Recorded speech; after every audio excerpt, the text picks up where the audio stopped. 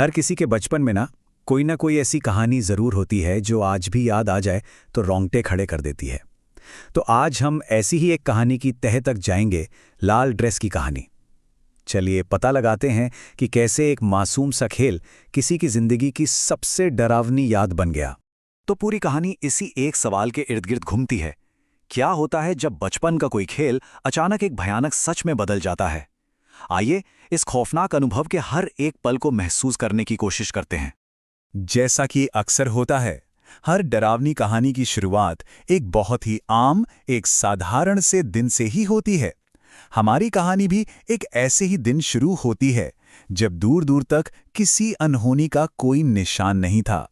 तो हमारी कहानी की नरेटर और उसके 4 दोस्त बस थोड़ी मौज मस्ती और एडवेंचर के मूड में थे, और इसके लिए उन्हें अपने घर के पास का जंगल सबसे सही जगह लगी।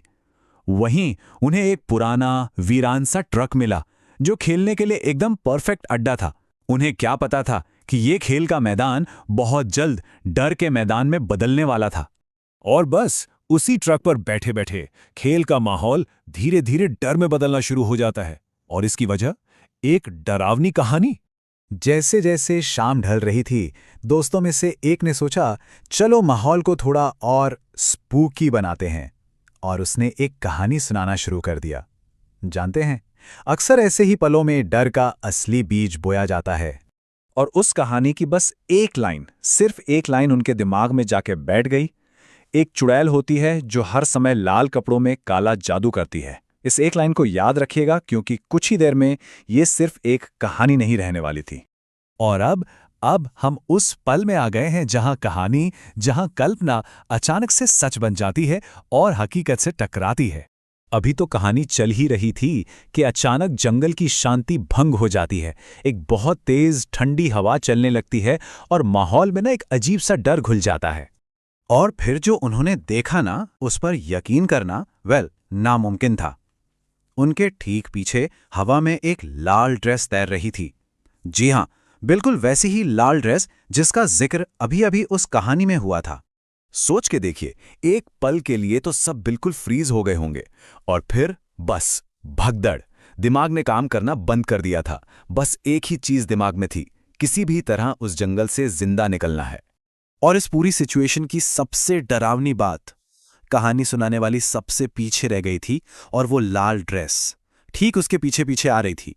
किसी तरह बस सांस रोके हुए वो अपने घर के दरवाजे के अंदर गिरी और दरवाजा बंद कर लिया। जान बची, कम से कम उसे उस वक्त तो यही लगा। लेकिन डर अभी खत्म कहाँ हुआ था। लेकिन ये कहानी यहां खत्म नहीं होती। इनफैक्ट अब वो हिस्सा शुरू होता है जो सबसे ज्यादा चिलिंग है, जहां इस डरावने रहस्य से पर्दा उठता है।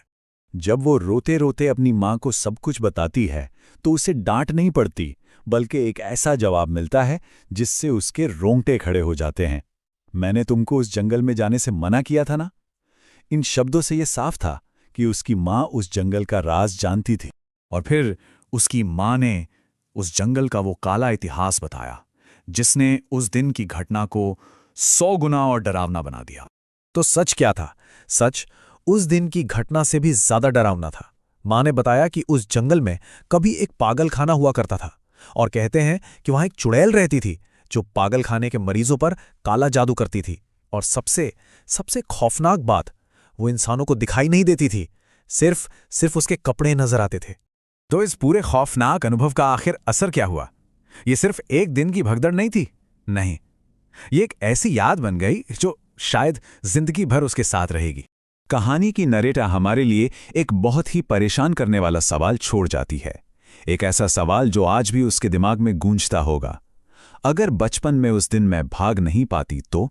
इस सवाल का जवाब शायद एक ही हो सकता है, और वो भी उतना ही डरावना है। शायद वो मुझे मार देती। ये एक ऐसा ठंडा, परेशान करने वाला ख्याल है जो हमें याद दिलाता है कि कैसे बचपन का एक डर और एक अनसुलझा रहस्य हमेशा के लिए हमारा पीछा कर सकता है।